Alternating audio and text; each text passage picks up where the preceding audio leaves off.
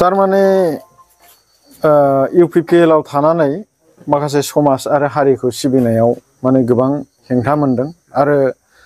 जों गोदो UPPL आव ओंखारनायनि मेन जाहोना जाहैबाय जोंहा बड'लेण्ड इस्यु दंमोन जों मेनलि आबसुखौ हेफाजाब होनानै ओंखारदोंमोन बिनि उनाव आबसुनि हेफाजाब होनायावनो UPPL पार्टिया जोनोम जादोंमोन आरो बे UPPL पार्टी जोनोम जाजेननायनिफ्रायनो आं प्राइमारिनि जोंनि बेंटल प्राइमारि कमिटि UPPL नि जेनेरेल सेक्रेटारि हिसाबै मावबोदोंमोन आरो बिनि उनाव आङो प्रेसिडेन्ट हिसाबै खामानि मावदों आरो बिनि उनाव आङो ब्लक लेभेलाव माने एग्जिकिउटिभ मेम्बार बा केबिनेट मेम्बार हिसाबै खामानि मावदोंमोन दा जों नुहुरबाय माने जि उद्देश्यखौ लानानै जों आन्दलन खालामदोंमोन जि उद्देश्यखौ लानानै जोङो सुक्ति खालामदोंमोन BTC बा BTR बै उद्देश्यआ फेलें जानायनि लामायाव फैगासिनो दं बेखौ जों गोथौयै मोनदों आरो लोगोसे जों प्राइमारि लेभेलावनो हक ब्लक लेभेलावनो हक माखासे पार्टिनि जेनाखि डिसिप्लिन बे डिसिप्लिनखौ मेनटेन खालामनानै सोलिनायाव फेलें जानायखौ आं नुनो मोनदों जितु नोंथाङा UPPL आव दंमोन बे हिसाबै नोंथाङा मिथिगोन रायजोनि थाखाय बेसेबांसो UPPL आ जौगानायनि खामानि मावनो हादों ना हायाखै जौगानायनि खामानिखौथ' जों दिनै नुनो मोनाखै माने एफा एनै फिसा फिसौ माने जब कार्डनि खामानि फैलाबायदों बेबो BPF आमोलाव जेसेबां मावदों बेनि रुजुनायाव माने बहुद खम बिबांनि आरो दानि जिनाखि माने BTR एकर्ड मथे जानो गोनां माखासे दफाफोर दंमोन बेखौ जों फेलें जानाय लामायाव थांबाय थानायखौ जों नुनो मोनदों जेरै हमनानै ला जोंहा जेन'बा नै जोंना बिक्रम दैमारि सार बिथांमोनहा जेनाखि RTI नि गेजेरजों सैथो बाथ्राखौ पाब्लिकनि गेजेराव फोसावनानै होदों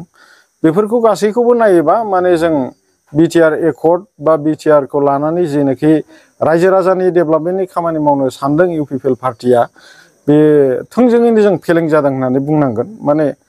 तारमाने थोंजोङै बुंनो थाङोबा माने जोङो जेबो डेभेलप मावनो हायाखै होननानै बुंनांगोन आरो बे ओनसोलनि हिसाबै बेंटल एरिया बा गामियाव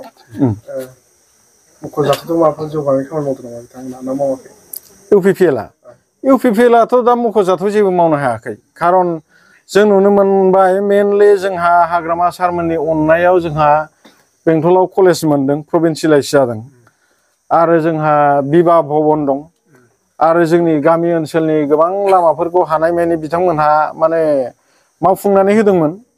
फोसाबदोंमोन नाथाय दिनै मोनसेबो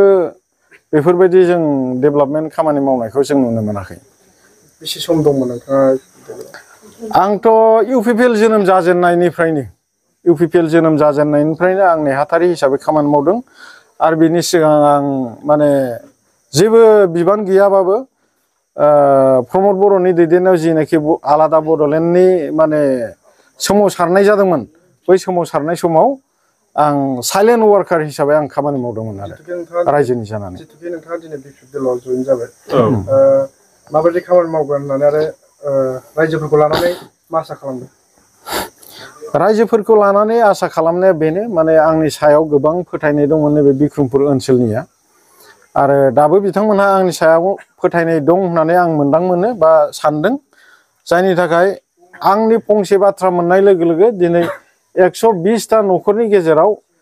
85टा माने 85टा न'खरा माने दा बेलथायबोफिनबाय माने UPPL निफ्राय दा BPF दोलाव फैबाय आरो आं ओरैबायदि सानो दा जोंना नैबे दासो जोंनि सिगाङाव बिबुंथि लाखिलांनाय जिसुआ सुमफ्रामारि सार बिथांमोनहा बिथाङा जिहेतु दोलोआव गैयै समावनो माने रायजोनि समाजनि मोजांनि थाखाय खामानि मावदों आरो बिथाङा दिनै दोलोआव थानानै जुदि सरखार दानो हायोब्ला बेसेबांदि माने जौगानायनि खामानि मावगोन बेखौ जोङो सुनो हानाय नङा आरो बिनि अनगायैबो जोङो दाथ' कमप्लिटलि जोंनि समाजनि माखासे जेन'बा सोलोंथाइ बिथिङावबो खामानि मावनायाव जों फेलें जानायखौ नुनो मोनदों जेन'बा हमनानै ला माखासे दुलाराय बर' फरायसा आफादनि जायनाखि मावथि बिथांमोना जेरैबायदि दायथ' लानानै खामानि मावनांगौमोन बेफोरखौबो जों फेलें जानायखौ नुनो मोनदों खारन बै समाव आं बुंदोंमोन जेब्लानाखि माने कर'नानि समाव लकडाउन जादोंमोन बे समाव माने स्कुल कलेज जेबो गैया गासैबो बन्द'जोब गथ'फ्रा फरायनाय बिथिङाव माने गाज्रि जालांनोसै आरो फारसेथिं अनलाइन क्लास होनो होननानै मबाइल गिदिर गिदिर माने बिमा बिफानाव दाबिबाय मबाइल गिदिर गिदिर लाबाय फोथाराव ओरै खना माने मबाइल नायग्रा जाबाय उन्दै उन्दै गथ'फ्रा बेफोरखौ नोजोर होनानै आं स्रोद एवारनेस होनो थाखाय जोंनि फरायसा हान्जा बिथांमोनखौ बुंदोंमोन नाथाय बिथांमोनहा माने राजनितिकनि खामानि मावै माने समाज फोसाबनायनि बिथिङाव टटेलि माने बावलांनायखौ जों नुनो मोनदों आरोखि जितु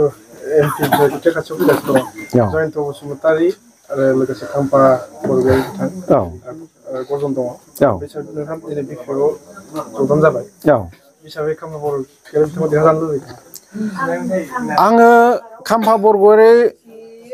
खाम्फा बरगयारी सार बिथांनि देरहासारनायखौ आं लुबैदों मानो होनोबा बिथाङा माने राजनितिक बिथिङाव माने जोबोद फुराना आरो बिथांनि एक्सपिरियेन्सजों जों जानला मोनला मानसिया सुनो हाया आरो बिथाङा लेंगुवेज बिथिङावबो हिन्दी इंलिश गासैबो बिथिङावनो माने बिथाङा बांला गोबां माने भाषाफोरखौ बिथाङा रोंगौ दा बे हिसाबै माने बिथाङा जोंनि समस्याफोरखौ दिल्लीयाव थांनानै पार्लियामेन्टआव माने बुंथिहैनाय बा जोंनि सुजुग सुबिदानि थाखाय दाबिनानै लाबोनायाव जेबो खामानि मावनो हागोन जेबो हेंथा जानाय नङा बेखौ आं मोनदांनो मोनो ओंखायनो बिथांनि जानानै नांगोलनि सावगारियाव भट होनो थाखाय आं रायजो राजाखौ खावलायगोन मोनसे ओरैबायदि मोजां दिन बा ऐतिहासिक दिन जोंहा मानगोनां आफादगिरि आदा बड' सिं बिथाङा नार्जारी बिथाङा दिनै मोनसे गावनो गोसो जानानै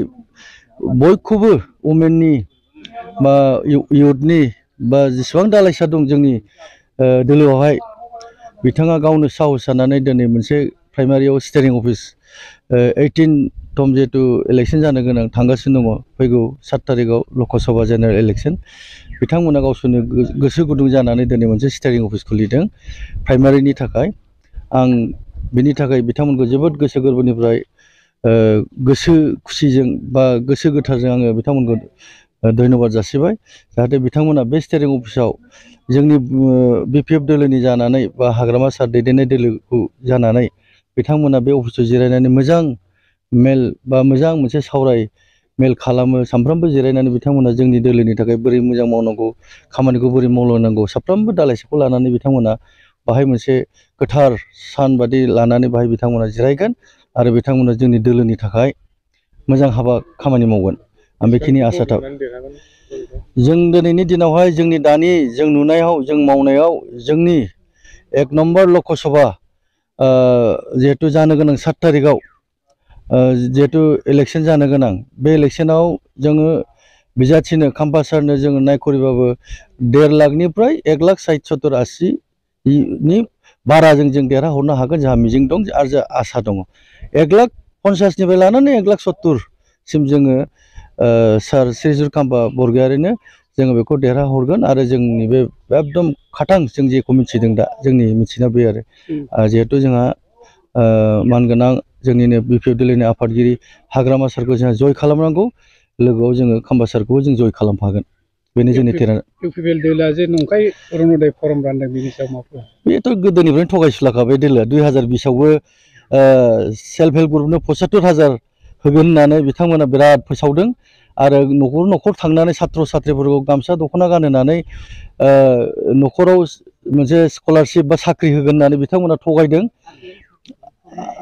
आरो भेन्सार स्कुलफोरखौबो प्रभिन्सियेलाइज खालामगोन होनना बिथांमोना बे थगायनायल' बिथांमोना एखे धरनैनो देग्लायबो बे अरुणोदयनि नाम लानानै जेबोथ' लामा गैला बिथांमोना थगायनो बे अरुणोदयखौनो मुं लानानै देग्लाय थगायनायनि मोनसे हाबाफारि खालामलायबाय अरुणोदयआवहाय सोरबा कर्म ट्रेक्टरनि सिम्बल थायो बबे अरुणोदय स्किम बेलाय बे जाबाय सरकारनि सोरबा बेक्तिगत पार्टिनि नङा बे गभर्नमेन्ट अफ इन्डियानि बा गभर्नमेन्ट अफ आसामनि मोनसे स्किमसो बे मोनसे फर्मसो बाहाय जोंनाव अशक स्तम्भसो थायो रायजोफोर एकदम दिनै बे निउस मिडियानि गेजेरजों बुंबाय अरुणोदय अरिजिनेल स्किमा जाहैबाय गेजेराव गोजौआव अशक स्तम्भसो थायो बेसो जाहैबाय अरिजिनेल अरुणोदय फर्म दा बिसोर बिथांमोना गावसिनि पार्टीनि